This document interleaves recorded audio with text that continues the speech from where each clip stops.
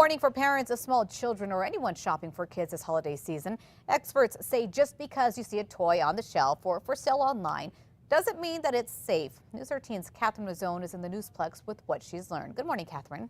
Good morning, Crystal. Representatives with New Mexico Public Interest Research Group say not all toys are tested for safety. It's why the group does their own tests every year to put together a shopping guide for parents. That guide comes out today. We go into dollar stores, we go into big chain retailers such as Walmart or Kmart, and we go online and we find toys that are either mislabeled for young children that shouldn't be, that contain over the allowable limits of chemicals like lead or phthalates, and that are noise hazards or contain powerful magnets. So they really can be found anywhere. Jacob Peters is a campaign organizer with PERG. This is footage of some of the toys on last year's list. Peters says they evaluate toys on several factors. For choking hazards, they use a test tube to see if a small child can get the toy down his or her throat. Testing for chemical toxicity is a bit tougher. They have to send the toys off to a lab to check for chemicals like lead and phthalates, which are used to soften plastic. The group also tests for powerful magnets and checks to see whether toys are too loud. Peters says the Consumer Product Safety Commission is in charge of monitoring and regulating toys that end up on store shelves, but he says they just don't have the resources to test every one. Now, Peters says this year they found some toys with more than 200 times the allowable limit of toxic chemicals. Surprisingly enough, though, those toys are still on the shelves. Crystal, back to you.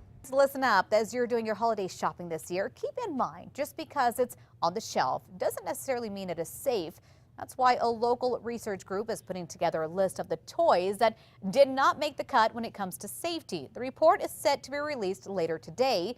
But first, News 13's Catherine Mazzone has a few tips you can use right now. Good morning, Catherine. Good morning, Crystal. That's right. Whether you're shopping online or in the store, there are steps you can take to ensure you're buying toys that won't harm your child.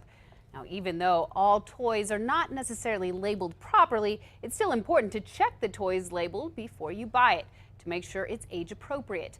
Experts also recommend you throw away all packaging after your child opens a toy.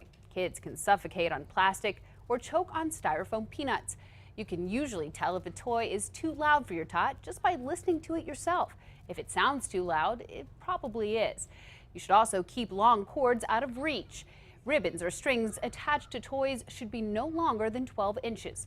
New Mexico Public Interest Research Group campaign organizer Jacob Peters says there's an easy check to test for choking hazards.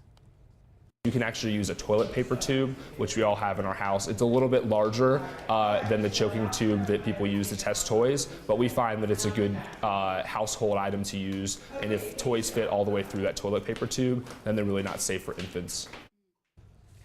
Now, Peters says there are also stores that go above and beyond to test toys before they put them out on the shelf. He says you can check to see if the spot you plan to shop tests their toys by checking out their corporate policy. Some of the stores that do their own testing include Toys R Us and Target. Crystal, back to you. Some great information. Thank you so much, Catherine. Now, tune in later today right here on News 13 for the PERG's findings on unsafe toys this year.